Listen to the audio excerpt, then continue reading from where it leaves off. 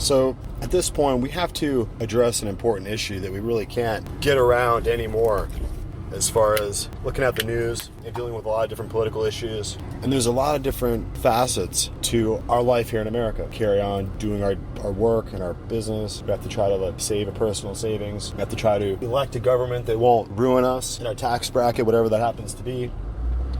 And so we have various interests in America that don't always, obviously, work together. So a democratic republic is really an amazing thing, but it puts a lot of responsibility and burden on the people to be fully informed. So that's what we're trying to achieve here. We're trying to be fully informed. And sometimes it's not enough just to watch the dialectic news media as it just presents two totally different deranged ways of looking at a news topic, a way of looking at a news topic that deranges the public as much as possible so that it's the issue that we're discussing becomes political instrument of division and causes political animosity and infighting between factions. And that's really ultimately what we're looking at, is the news media is there just to create factionalism and to entrench these contrary narratives so that everywhere I go, people are refusing to wear the mask, or they're dutifully wearing it everywhere in a ridiculous way. So now the mask has become a political instrument, a symbol of power over your mind. And so if you wear it because you've been listening to a news media that's amping up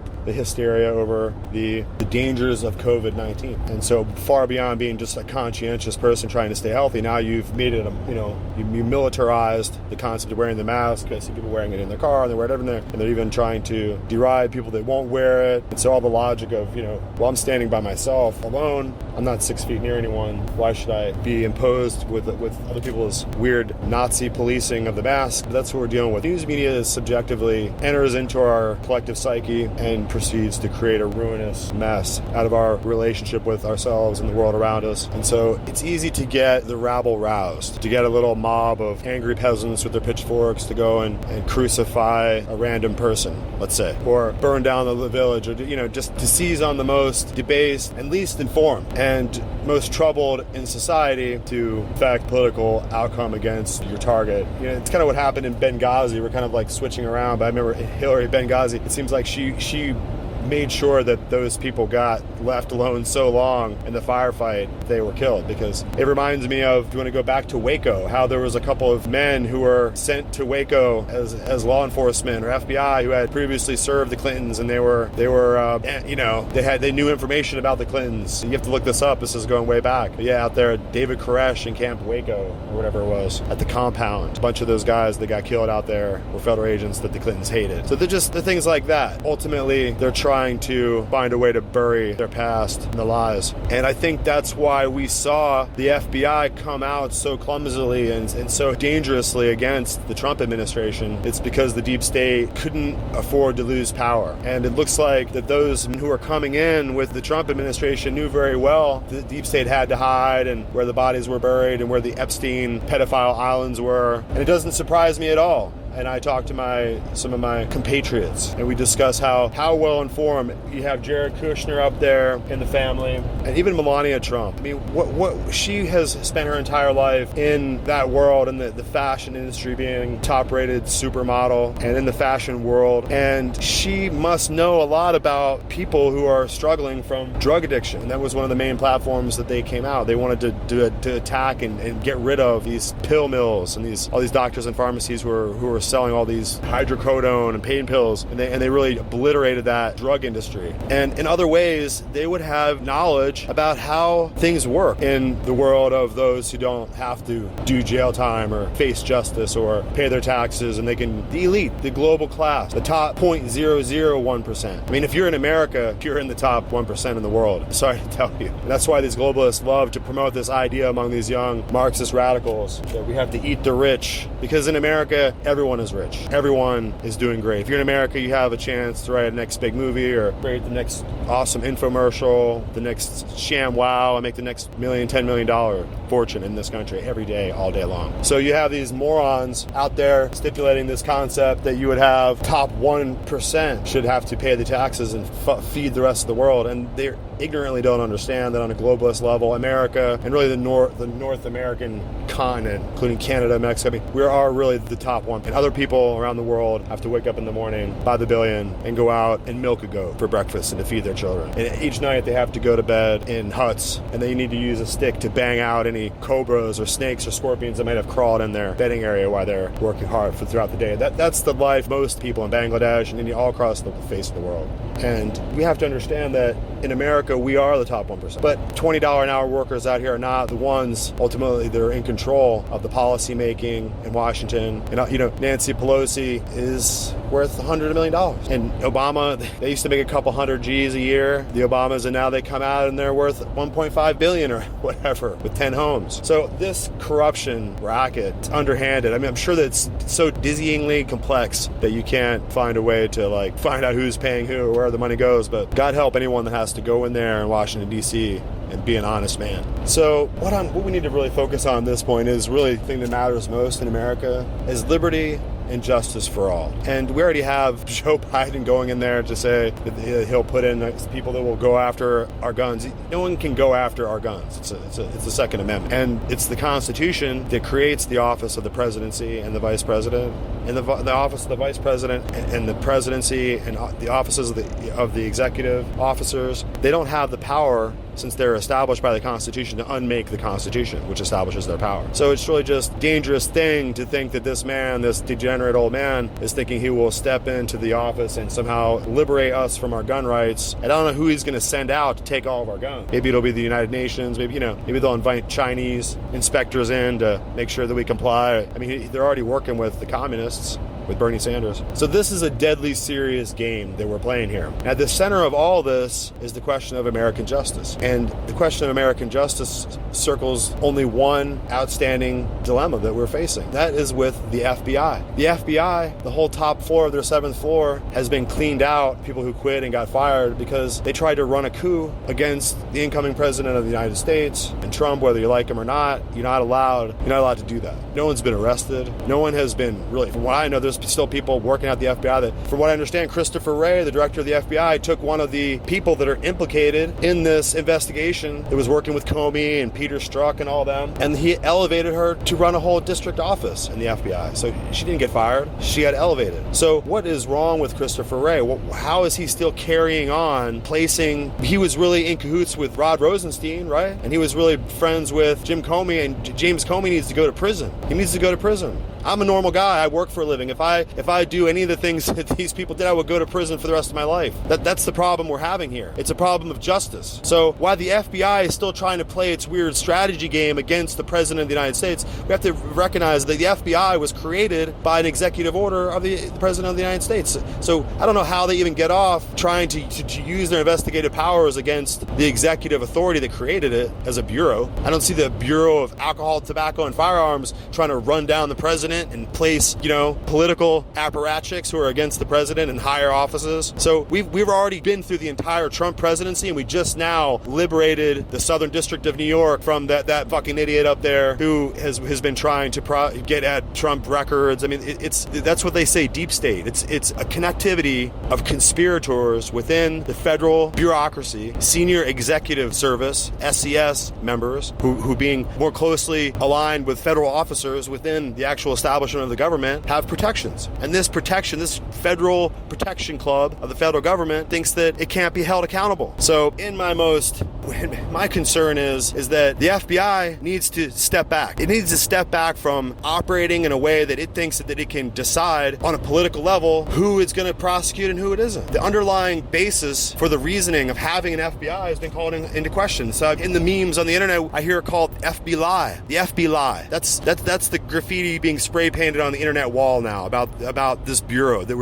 So Christopher Wray doesn't restore any integrity to the entire apparatus. This endangered endangers cases. This endangers justice within America when the people like me, average people, regular people running for the president of the United States like Trump, cannot trust one of the major law enforcement bodies in our country. And we had to sit there and watch under the Trump presidency as these out of control provocateurs within the FBI rode out and arrested Roger Stone. No one needed to arrest him. He did that guy, did all those trumped up charges, and then having CNN out there so they could film it. That's how the deep state operates. That's how they're going to operate against you and your family. That's how they'll clear out entire cities. They just destroyed the entire $1 trillion worth of real estate and economic value out of New York City. $1 trillion in 6 months, just to try to wag the dog in order to try to control the populace and try to manipulate and scare us as a populace into doing what they want. How many dozens of people have died because of all this chaos? We're talking about COVID-19 insanity. People have become so twisted that they're mentally ill over their concerns about this irrational fears of COVID-19. It's just another flu year. Every other year during the flu cycle, it gets dangerous. People have to take care of their health. This has become an insanity, an outbreak of madness and hysteria that's just swept the country. I mean, we're really just victims of it because we're just little people. We really don't have all the information. We have to work for a living. We only have a couple hours a day to pay attention to this non-stop 24-hour deluge of madness and propaganda and spin. So the media is far more than the enemy of the people. It's an apparatus of total deception at every level. It's so vile. So as we're moving forward with being a free people in America, we can no longer trust that the law enforcement agencies, the people around us, are the people in our city councils, the mayors who we elected to serve our interests as a people, who had all these beautiful socialist platitudes that were supposed to make everything just rosy and rainbow colored and beautiful for the world, and they're just here to just burn this place down. And that was the legacy of Obama. That was the legacy of the Democrats that they gave us. They worked really hard to make sure that all their pieces were in place, and when they couldn't win the election because the American people were against them, they decided that they would find a way to try to run this country into the ground. And you could see what they had planned for this place. And all their energies and all their marshaled troops and all their communist, Antifa, BLM, neo-Marxist street rabble that they had marshaled together through the college campuses, and it's all just falling apart for them. They tried their best. They're going to go into 72, 73 nights of just trying to abuse the police officers in Portland. I think they thought that they would engage the federal government in huge, dramatic showdown of shooting and bloodshed, and they would create this huge situation, but they really just are a bunch of drug-induced crackhead hippies out there, and it's funny because they're easily able to round these people up by their devices. They're out there filming everything with their devices. They're trying to contact each other on various apps, but the broad power of the federal government to read, listen in, and monitor people's devices in this time of an emergency is unparalleled. None of us are going to do a single thing or go a single place without even the companies, Google and Facebook and Twitter, to knowing exactly where we're going, why we're probably going there, and they're sending us ads the whole time suggesting other things that we could do on our way. So you have to recognize that in this time of unprecedented change, a technotronic age of neo-Marxist, limp-wristed rioters, window breakers, they think they fancy themselves to be tough, Bolshevik,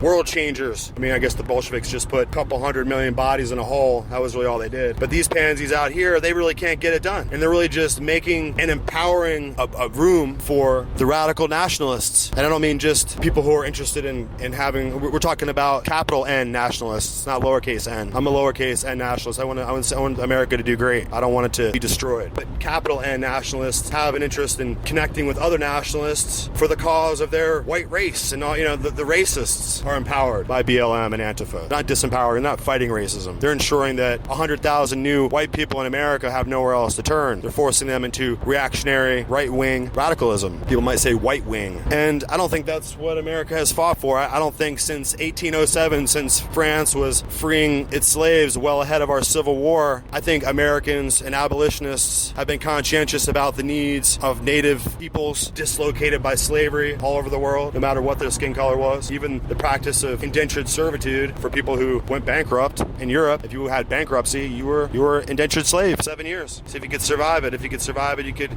maybe start over and try again. 7 years of being an indentured servant, though, was just slavery. So Christopher Wray up at the FBI, he really needs to go. It's time for him to go. He has no business being there. I have no idea what he's been up to, but I don't trust the FBI. You shouldn't either. We don't need a partisan political hack group up at the FBI. We have pedophile islands being discovered. We need the evidence and the charges and the facts of all that stuff to come out. We don't need deep state comrades, buddies, old buddies with Comey and Obama to be in there influencing the direction of these investigations. I'm at this point willing to see, after Trump wins, maybe a third Trump presidency. Why not? Because, I mean, that happened under Roosevelt. This entire first presidency was completely wasted on casuistry and playing out lies and propaganda wars, psychological operations against the American people. How many thousands of people died because they couldn't get hydroxychloroquine? I mean, why do I even know the name of that? It's been so, they've tried so hard to make you not know about it that everyone knows that it's the cure, and it's what people like Dr. Fauci are taking so they don't get sick. It's what Obama was taking before he was the president. He had prescriptions of, I mean, he's been to Africa. He has prescriptions of hydroxychloroquine. Obama did. That's just the way it is. It's what people take. But you're so ignorant that you know, people out there wearing the mask believe it'll poison you, and they're just spun out by the madness of the media. It's really sickening, and it's tragic because you're informed by these news outlets, and as a result, they spread their kind of neurotic hysteria and express it into people's thought life, and it ruins their lives. It ruins their day. It makes them paranoid. It makes them afraid. It makes them, doubt what's happening, what their eyes see. They're just lies. The deception is so entirely unified, and this wall of discord that is being spread across Twitter, the news media, everywhere, becomes sickening, and it becomes an illness within the minds of the mass psyche of all the people. That's what you're seeing. And these neo-Marxist radicals are taking full advantage of it. And they intend to make sure that we cannot go back to an orderly society the way we were. So I gotta ask, why are we dealing with an FBI that we can't trust? How do I know that people aren't gonna hear this criticism of the FBI and come and try to look me up and take me out? I mean, they did it to the president. They did it to all of his supporters, people in his staff. They just made up reasons out of whole cloth, completely lied and falsified documents, all through the NSA and through the FISA courts. And this tyranny of injustice is just stands. And so whenever FBI agents come around to try to investigate us as American citizens, we're supposed to trust that we're safe, that they're safe arbiters of the truth, and they'll write down, document correctly. I mean, look how the FBI has been trying actively to make sure Hillary Clinton doesn't face justice. How many people at the FBI have been to Epstein's pedophile island? Let's ask the question. Has Obama been there? Has Obama been a customer of Epstein on his island or somewhere else, or in his new Manhattan mansion? We know Prince Andrew or whoever that weird freak is from the Royals. He was there. So Biden, he loves to pinch and kind of kiss on and yank little girls. It's disgusting. You have to go look on the internet. Creepy Uncle Joe. He's a pervert. So he's not connected with Epstein. They're fighting for their lives. They're fighting for their very existence because the American people is about to learn that they're disgusting monsters, and that we are all, there's people in prison right now who have been held to the standard of law and justice in this country, while all these other perverts, child molesters, corrupt thieves of the treasury, these deep state maniacs. I mean, we could call them Illuminati, but it just does an injustice to the highly ordered and dangerous system of the Illuminati. These deep state clowns are really just perverted clowns. And once princes and the royalty's been implicated in all this, then you're going to see the truth that the powers of Europe, the perverted nature of their debased appetites, has been something that we have been trying to kick off for centuries, ever since the Hessians were mass raping every American female they could find. We went through this history already about how the Elector of Hesse, Elector of Hesse is just a fancy nobleman. He's a fancy nobleman. He's a prince of the Elector of Hesse. He got all indebted and into the money market schemes of the European market with Rothschild. And one of the ways they wanted the King of England to profit from the King of England and to help him beat down the colonists and the heretics and the rebels in the colonies was simply to have these Hessians go and terrorize the countryside. And that's what caused the revolution. It wasn't taxation without representation. It was a bunch of men who had their homes burned, their families raped to death, and their sons made to watch and butchered, and all kinds of unnameable things were done to make these men hate Britain and hate the king. And so these same people, these same principles, just a few centuries later, the same family lines, just a few centuries later, are in play now, desperately trying to defend themselves. I mean, I think they're the ones who took out Kennedy. Really shouldn't have had that open limousine. And so now we have Trump in the same boat, where he said that he has made some very rich and powerful people angry, and he'll be going away for a while. They're going to have to keep his security tight. And really, the Christopher Wray, I think they just left him in place just to play out, just to follow what he does, to see who contacts him, to see what kind of moves he he makes. And to take that woman who had been an Obama appointee or whatever she was and had been working so hard with Comey to try to set up the president and to set all these false charges into motion, when he elevated her, it really showed that he's just a black hat. So what we need to focus on here is, how do we as a people deal with a corrupt FBI agency? They're duly appointed law enforcement officers. I'm sure that most of their cases and most of the things that they're doing are benefiting the American people and the American society, but in the back, there hasn't been a clearing of these people that are partisan operators who not only wanted to take out the president, but they tried to forcefully overthrow the election of the sovereign will of the people of the United States, because they know better. These are the same people that are trying to support Hillary Clinton, Obama Biden, this network of perverted Epstein Island goers. They don't care about that. They don't seem to have any interest in that accountability at all. They just want to play the political game for their own political reasons, and that's all that matters. And these are Democrat FBI agents. Can you imagine the Democrat Party, who was the Confederacy, who fought to hold slaves against the Republican Abraham Lincoln? The Democrats who were John Wilkes Booth and the assassins who killed Abraham Lincoln, they were Democrats. The Democrat Party who helped to create the KKK, those are Democrats. And now today's Democrats want to make sure that the food stamp rolls are ballooning, that they make sure that they're trying to create a socialist state where it's a cradle to grave nanny state that just pays people for not working. That's today's Democrat Party. And then we have Democrat Party apparatchiks within the FBI as investigators here to punish crime and wrongdoing and to uphold the law. It's a non sequitur. It's not possible for us to allow this. It's contemptuous. And it shows a two-tier double standard of justice, which is unacceptable. It's unacceptable. So in order to further make this point, I have a little clip here. Let's play it and let's take a listen to what Senator John Kennedy thinks. Was the Steele dossier critically important to the FISA applications? Yes, it was. The Steele dossier was junk, wasn't it? And the Steele dossier when you say junk, I don't really know how to describe that. What did you think about it? You thought it was true? You think it's true? Senator, there's information that was in the dossier that certainly is called into question now. I haven't been at the Department of Justice. Joining us now is Senator Kennedy asking those questions of Sally Yates. Senator, at least you had somebody who admit it played an important role, because every time James Comey is asked about the dossier, I don't really know. John Brennan, I don't really know. We didn't really need it. It didn't really play a big role. They try to dismiss it. At least she admitted it. Yes. And, you mentioned Comey. I think it's becoming clearer that Comey was the hurricane. He crossfire hurricane. He bungled everything he touched, and worse. Brian, here's what I think the evidence shows. The FBI is the premier law enforcement agency in all of human history. But unfortunately, there were a handful of FBI agents and people at the Department of Justice who acted on their antipathy for Donald Trump to try to do everything they could to hurt his chances to be president of the United States, and once he was elected, to try to get in his way. And they got caught. And they need to be held accountable. What did you learn from her, though? What did you learn from her? From her, I learned that she didn't want to answer the questions. She wouldn't even admit that neither the president nor anyone associated with his campaign had been found to be a violation of the law or found to be colluding with the Russians. That's the Mueller report. She wouldn't even admit that that's true. She wouldn't even admit, really, I had to drag it out of her, that the Steele dossier was junk, which everybody with a brain above a single-cell organism knows. She wouldn't admit that she was grossly negligent for signing off on all the warrants against Carter Page without even asking about the Steele dossier. She didn't even say, hey, wait a minute, you're asking me to allow you to wiretap a presidential campaign operative and advisor. Can I at least see who this guy Steele is?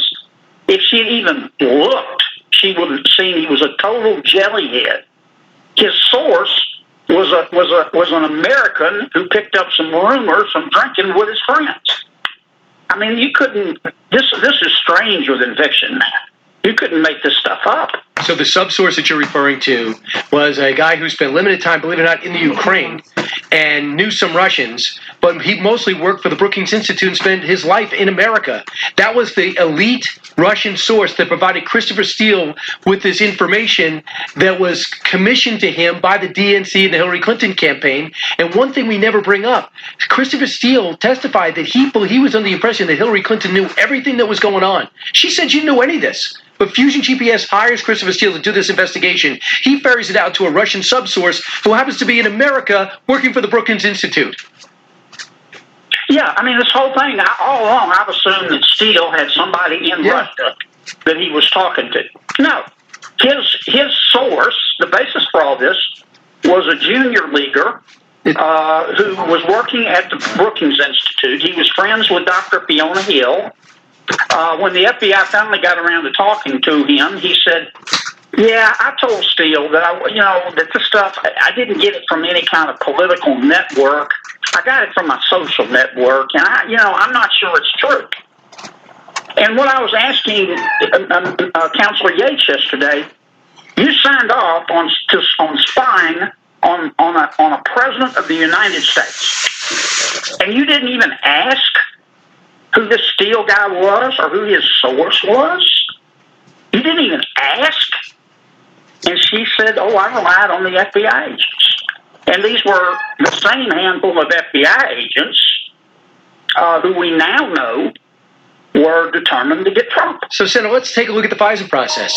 It is up to it's up to the Justice Department to look over the application before they hand it over to a judge. So the Justice Department's rubber stamping it. Rod Rosenstein makes that clear, and Sally Yates backs that up. And then they hand it to a judge who's going on the premise that everything that's been handed to him or her is true. It turns out the application's got multiple flaws. It makes me think there's other applications also like this. And it's not Senator Kennedy of Louisiana saying that or Senator Lindsey Graham. It is the Horowitz, the Inspector General, who was appointed by Barack Obama. So everybody's just rubber stamping that this is correct. Nobody stops and asks questions, which makes the whole process break down. Because when the judge gets this application, there's no one to go to bat for the source. So they have to trust, and they're showing us we can't trust. Well, they're showing us, Brian, that a handful of people at the FBI could not be trusted. I don't know whether they're still there or not. But these handful of people, they lied to a federal judge, not once, but several times. When I practiced law, do you know what would happen to me if I looked a federal judge in the eye and just lied like a dog several times? I'd still be in jail. You know what happened to them, as best I can tell? Nothing. Zero. Nada. And that's what we're trying to get to the bottom of.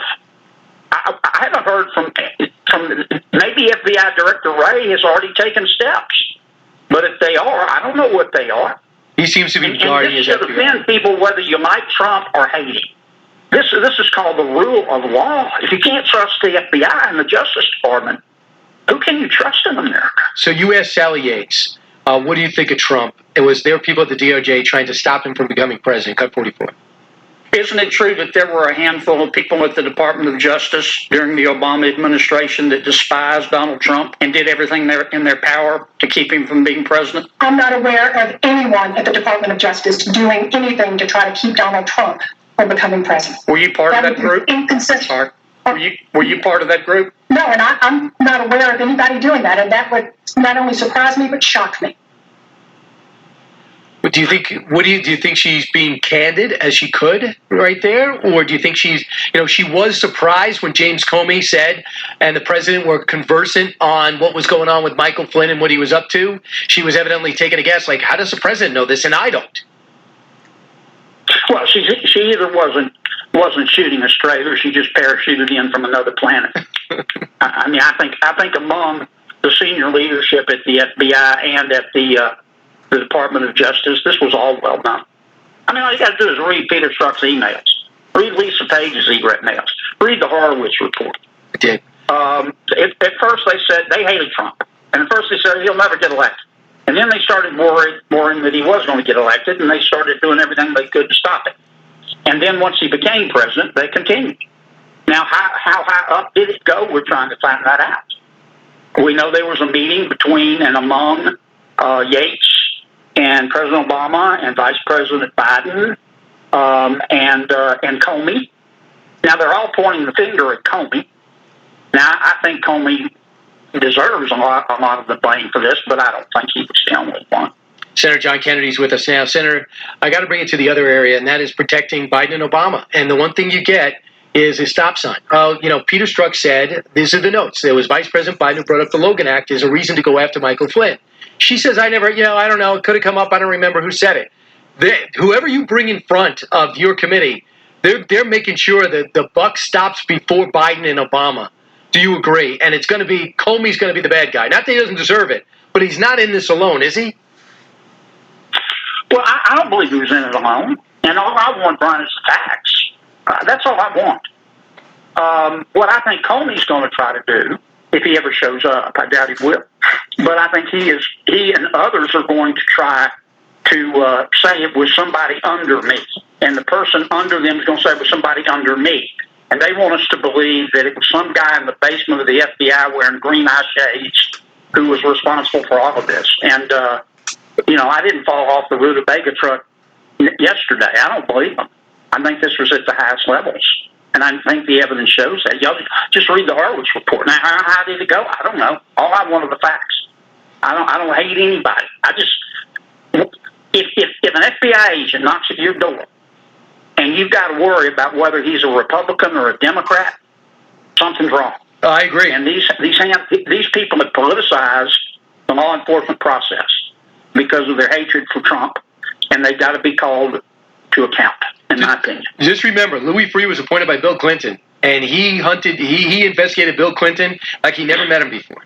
That was a different time. And that's the way it's supposed to work. Call them like you see them. A couple of things. Who's next for Senator Graham and you? Who else do you want to see? And do you think it's significant that the reports out of the Washington Examiner say that Durham is set to interview John Brennan? Experts say that means he's set to wrap things up. So first off, who's next with you? And then what do you think about this news from the Durham investigation? Well, I haven't talked to Lindsey. I don't know what his plans are. He's the chairman. I'm ready to call in Mr. Comey and say, look, come testify. And if he doesn't testify, I'm ready to subpoena him. And we'll know pretty quickly if he just takes the Fifth Amendment the whole time, which I'm sure his lawyers will tell you to do. I have no idea what's going on with Mr. Durham's investigation. Once again, he has a reputation of being a call it like he sees it person. I just want the facts. And I believe the evidence shows so far, Brian, that there really was a cancer at the FBI and the Justice Department. I want to be sure that they're called to account, and at the very least, they're no longer there. I think we also need to hear from the FBI director, the current FBI director, Chris Wray, who I think is a great guy. But it's time for Chris to come to the table and tell us what he's done to fix the problems over there. The other thing that I think is important is, Andrew Weissman, who really did all the work, and Robert Mueller was the figurehead, did all the investigation. And in the New York Times, he's basically saying Justice Department officials, former Justice Department officials, do not show up. You have 90 days into the next election. Joe Biden will win. Start saying no when your committee tells them to show. How do you feel about that? Well, that wouldn't surprise me. I don't want to paint with too broad a brush and say it's all of them, but I'm sure it's crossed the minds of some of them, and some of them are probably doing that. That's why God made subpoenas. And that's why Lindsey needs to just say, give them a reasonable amount of time, and then start subpoenaing them. And I'm all for doing 2 or 3 of them a day. Let's start at 7:30 in the morning and go into the night. I don't know why you're delaying so much. Let's knock them out. I'm ready to go. I'm ready to do it on a Saturday, do it on a Sunday. Let's bring them all in. There's no reason we have to limit it to a 3 or 4 hour hearing. Let's settle up and ride. I'm ready.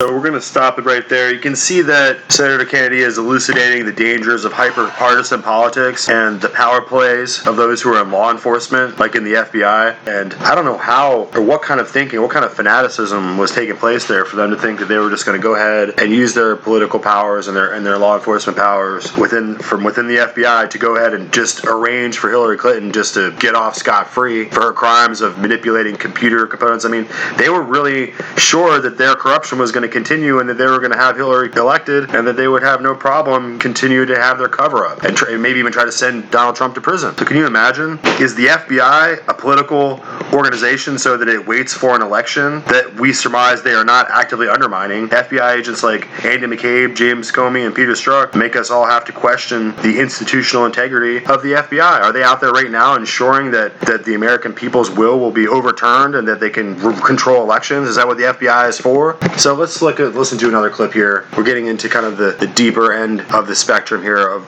having to question authority and having to use our constitutional rights to question an agency that could be totally disintegrated and deleted off the federal rolls. We could just send all the FBI workers home with a pink slip and just defund the FBI. So that's what we're talking about here tonight. I mean, as it turns out, the FBI isn't really doing anything to help us with Antifa, is it? Are there good FBI agents out there working to support law and order? Or are they out there trying to find a way to elevate people that were involved in the Comey conspiracy? I mean, they went along with the Mueller report. Really serious, like men who go to the serious law enforcement agents are going to go along with this political scandal every day for what was it, a year long?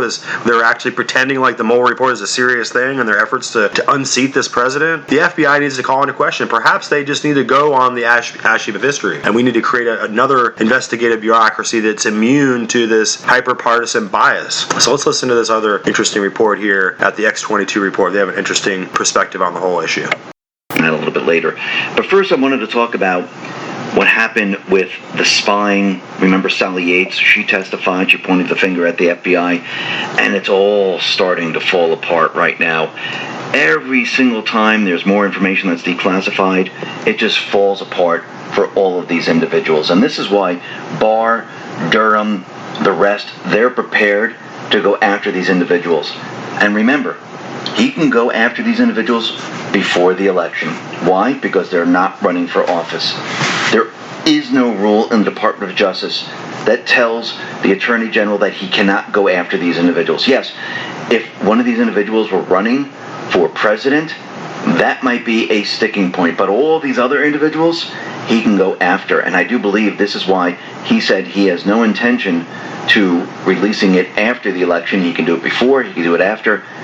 He doesn't care. I think he's going to do some of it before and a lot of it after, but we'll have to wait to see how that turns out. But what we've come to learn is that the FBI, they lied to the Senate. Now, this is Jonathan Turley. He tweeted this out. The FBI briefing of the Senate Intelligence Committee was just declassified. It states that the subsource for Steele confirmed that the information was not fabricated in the report. By that point, the FBI knew the subsource ridiculed the report and the use of this information. The document at best is misleading by omission. At worst, it is untrue by design. The question is who was the briefer and who signed off on the briefing. By 2017, the FBI had already heard from both the CIA and the subsource that the Steele report was unreliable. By the time of this briefing, Congress was already looking into allegations that the Steele dossier funding by the Clinton campaign was based on false information. That raises the question of whether Congress was given false information. There is no mention that the agents flagged the possible use of Steele by Russia intelligence to spread false information. It does not mention that in 2017 the information was discredited by both the subsource and investigators. This reaffirms the need for the Durham investigation. So the FBI Crossfire Hurricane team, they deliberately gave a false briefing to the Senate Intelligence Committee. Now think about that for a second, because Lindsey Graham is out there and he says somebody needs to go to jail for this because the new documents are showing that the Senate was misled. So now the FBI's Crossfire Hurricane team has been found not only to lie and to omit key evidence, facts from the FISA court, they have also been caught lying to the Senate to keep the entire Russian collusion hoax going. Think about that for a second. Think about what they just did. And they're getting caught up in it. This is falling apart for the deep state. And then we had Stephen Shragey on Maria Bartiromo's show. And Shragey worked with the FBI, Stefan Halper, for years. He introduced Stefan Halper to Carter Page back in 2016, while Halper was spying on the Trump campaign. And Stephen said Halper was not That engaged up to the point he crossed paths with Page and Christopher Steele's former MI6 boss, Sir Richard Dearlove. He said he was surprised that Stefan Halper was making over $500,000 for writing reports for the government. He said that the key part, the real smoking gun, is this. All these tentacles relayed back to the small group, including Halper and Spygate, Christopher Steele at the center of Russiagate, Halper's FBI handler. None of the Senate has subpoenaed or called these people to talk in 4 years. I think that this is the real smoking gun. How are these people being protected? So I think he's asking the really pertinent question here that we all have to be focusing on. And it really goes back also, the wider scope of this whole thing goes back to William Binney. And he was one of the CIA chiefs back in the early 2000s. And he stepped down during the Obama administration. But he talked about the danger of having a cybernetic turnkey tyranny that could be used, since they're huge Cray computers and their databases are keeping track of every single digital interaction and every single transcript of every single receipt that you make, of every debit card transaction, every email, every phone call. And as we're going into 5G networks, every single device that you have, including your smart TV, is going to begin to be a repository of metadata and information, and we can describe all kinds of things about your life, about when you wake up, when you go to sleep, what you do, what your habits are. And so from within this cyber prism into your life, it becomes obvious who you are, and you become a quantifiable, measurable asset. And really, at this point, no one is really asking the really glaring question about how did Peter Strzok's emails and texts become so easily available? And if an FBI agent who is presumably on a mission, a secret mission from within the FBI to take down the President of the United States and to overturn an election and hide the criminality of Hillary Clinton and also carry out a secret love affair, if he has no reasonable expectation of privacy and all of his messages that he must have thought were secret, and these manipulations, all their transcripts, the John Podesta emails, I mean, it's obvious now that, and recently with the Twitter accounts of Obama and everybody being hacked, I think it's obvious now that this level of power that William Binney was talking about is now really being used wide open. And they've been empowered, NSA and all the agencies have been empowered to get to the bottom of what happened and to bring out all this information. And what it really presupposes is that if even the Obama Twitter account had been compromised for a long time, and since Strzok and Page had no reasonable expectation that their life of secrecy was really secret, it really tells us all now as a signal bell that we are really being externalized within the network. All of our information can be had. Yeah, that's why it's so dangerous when these Antifa groups are willing to dox the federal agents and dox anyone and just make them a target for their little hate minions to try to find, and the people they can reach and that are being marked to be abused or to be assaulted or have their homes burned while they sleep. I mean, these are the dangers that we're facing. So in order to really tighten this up about the Stefan Halper, Christopher Wray connection and how we really need to get to the bottom of this before it becomes dangerous. I mean, as Christopher Wray is still sitting in there, he's still ultimately an Obama Hillary apparatchik who really helped to make sure that their FBI got rid of her, bleach bit and acid washed and destroyed all of her servers so we couldn't get 33,000 of her emails. Or there's really no telling. I mean, what are the Clintons' connection with Epstein and Pedophile Island? I mean, are we going to be able to find out? I mean, do we have justice in America? That's really what we have to ask ourselves. So let's go to Chris Plant. And he has a really interesting take here, and we can't get around Chris Plant. So let's listen here. It's also a great Lindsey Graham interview. It happens from time to time, talking about the Russiagate, the biggest political scandal in American history, which the news media is actively covering up on behalf of their party, the Dementia Party, the party of the what are they called? The Dementiacrats. That's what they're called, the Dementiacrats. And now Joe Biden is their leader and their standard bearer, the Dementiacrats. But there were two remarkable interviews on the Maria Bartiromo show on the Fox News channel yesterday. The first with Lindsey Graham with some new information on Russiagate and all that good stuff. And the second one with another guest that most people had never heard of, and I had never heard of him, Stephen Schrage, Schrage. And he's a guy who, it was a fascinating interview. He was in London with Stefan Halper when they were ambushing Trump campaign people, and he wanted no part of it, but he was close to it, and he saw the whole thing, and he's been collaborating, working with John Durham and the Durham investigation, and he came out yesterday and said that he had to go public because it's taking too damn long, and he's certainly right about that. Speaking of which, Senator Ron Johnson, the Republican from the state of Wisconsin, announced this morning that they have subpoenaed the FBI and Christopher Wray. And Christopher Wray, I've never liked the look on his face, and more, there's just something about him that just doesn't seem, just seems like one of these play ball, go along to get along club, country club government guys, and it's more and more looking like my instincts will be borne out on Christopher Wray. He is not one of the good players in all of this. He came in late in the game as FBI director, and it turns out that he was playing cover-up and hide the ball, too. And I got to tell you, a whole buttload of people need to go to penitentiaries before this thing is over. But Senator Johnson subpoenaed not Christopher Wray himself. The subpoena goes to the FBI director, Christopher Wray, but for the documents having to do with Crossfire Hurricane. And I'm like, hey, dudes, it's August of 2020, and you're just now subpoenaing the FBI documents on Crossfire Hurricane. Do you guys get the papers where you are? You've been following this thing at all, or what's going on? But here we are 3.5 years into it, and they're, hey, maybe we should look at the documents because government oversight and all that good stuff. But nevertheless, we'll take positive things where we can get them. And boy, it just goes on and on. There are so many things to get to. I just want to start getting to them.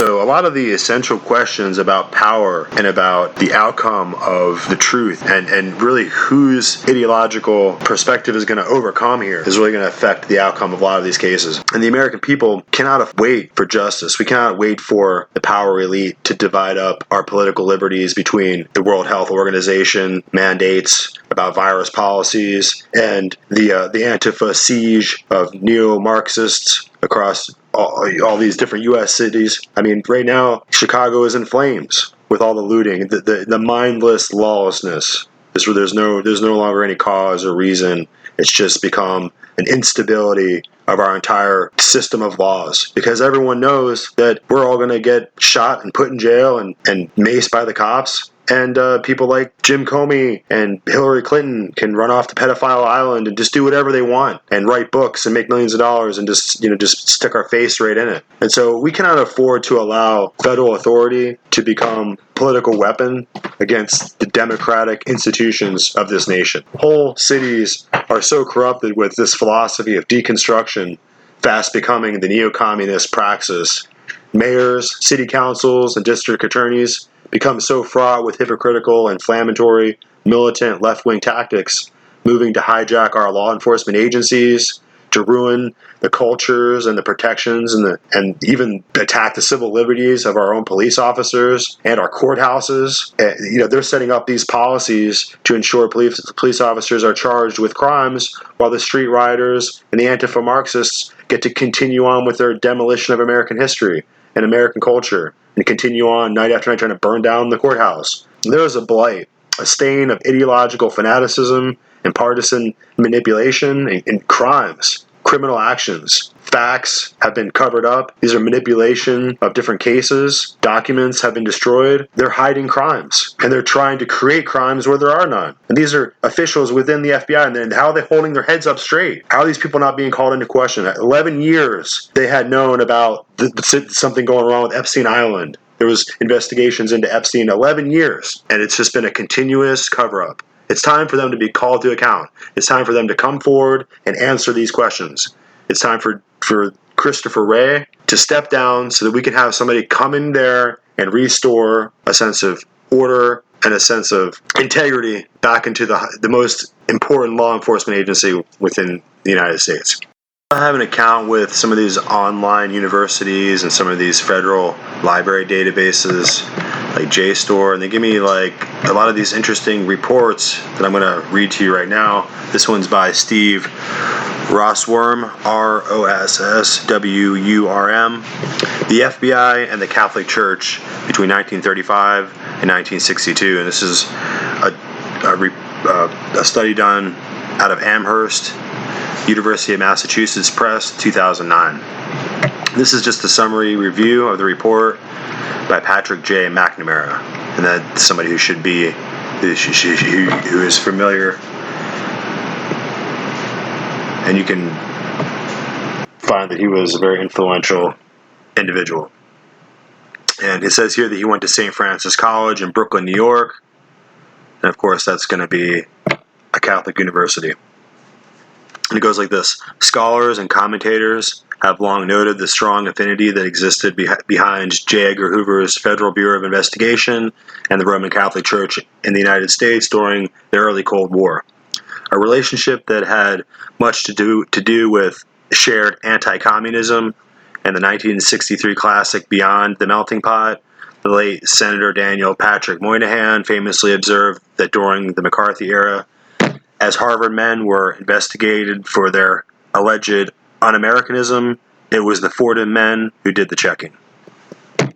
This period is the subject of Steve Rossworm's new book. What enabled this mutually beneficial relationship, he suggests, was a convergence, but not a fusion, of values. While the communist issue was a major reason for Hoover's popularity with Catholics, there was also a shared commitment to what Roseworm calls gendered values and institutional authority. That is to say, both were dedicated to preserving a patriarchal mode of leadership, and both saw religion as a strengthening that model. And both were dedicated to forming real men. During the FBI's early years, Hoover focused his recruiting efforts on white males from small towns of the Midwest and the South, but beginning in the 1940s, he expanded his efforts to Catholic colleges and universities in the Mid-Atlantic region and beyond. He met a positive reception.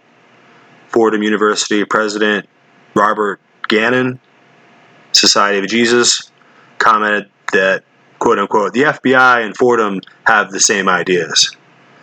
Like the FBI, the Jesuits, known as the Pope's Marines, believed in forming disciplined men dedicated to serving and preserving the moral code. The University of Notre Dame, according to its president and future Cardinal John F. O'Hare, Notre Dame was a man's school that promoted red blood Americanism, quote unquote. Both schools would provide a large number of FBI personnel through the years. Hoover considered the Catholic Church, quote unquote, the greatest protective influence in our nation today. For both the Protestant director and his Catholic associates, Roseworm notes, secularism was the key to understanding all of America's problems. So we're going to move on to page 78. Hoover gave due attention to Catholic leaders who precipitated in kind. Although he did not cultivate close personal private relationships with any particular bishop, with the possible exception of Baltimore's Bishop Michael J. Curley, he cultivated a close association with them in regard to their shared public concerns. On the other side, the administration occasionally delved into hero worship. In 1953, for example, Archbishop Richard J. Cushing of Boston equated Hoover with quoting the Pope. Personal periodicals contributed to the cult of personality surrounding Hoover. Our Sunday Visitor had an article, one of the most conservative American Catholic periodicals regularly reprinted his speeches, as did the Brooklyn Tablet. In time, some Catholic spokespersons would equate anti-FBI sentiments of expressions of anti-Catholic Catholicism. In other words, if Hoover wasn't actually Catholic, he should have been. Rossworm sheds new light on previously examined figures such as Father John Cronin and Monsignor Charles Owen Rice, both the subject of biographies. Cronin became famous for his 1945 report on domestic communism, which the U.S. bishops commissioned. Rossworm delineates the extent to which the FBI cooperated with Cronin in compiling information for the report and possibly even writing parts of it. He also re-examines the extent to which Rice, long a subject of Roseworm's scholarly interests, himself cooperated with the FBI during his years as a labor priest.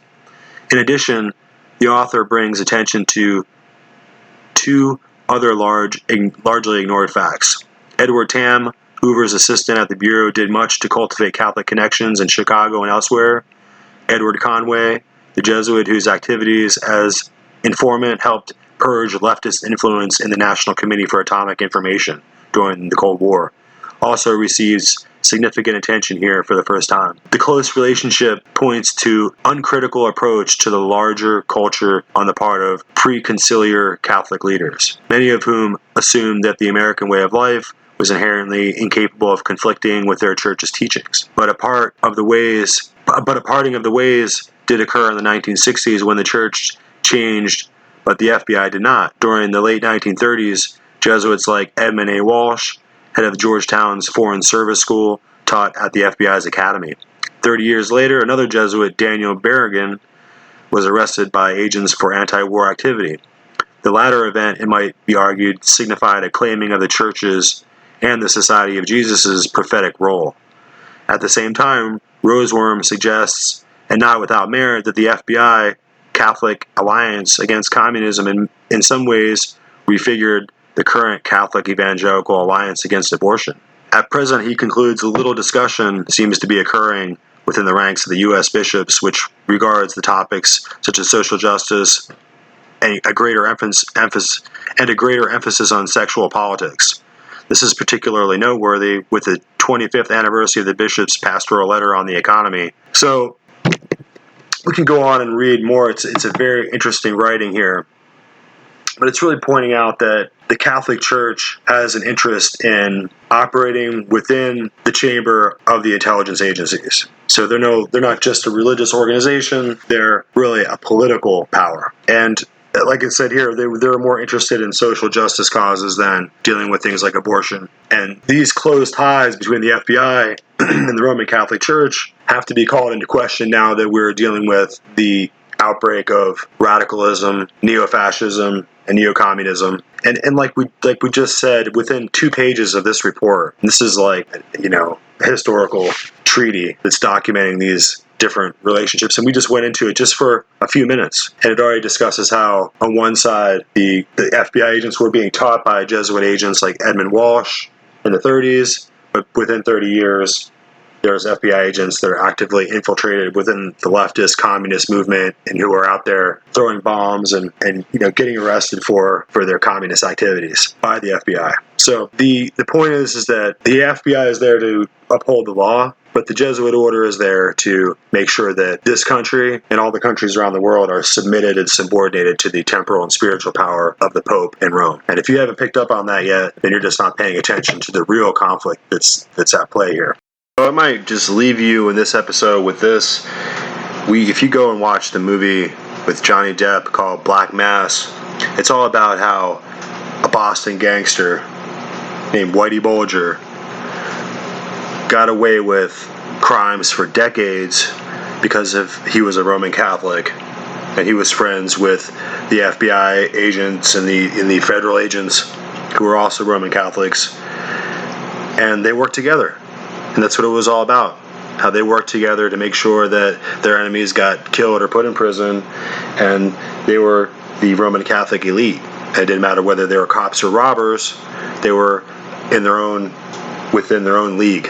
And this is another movie you might want to watch called The Departed, which is really the same exact scenario. And it shows how young men who are altar boys grow up to become a criminal plot within federal agencies and within the criminal underworld.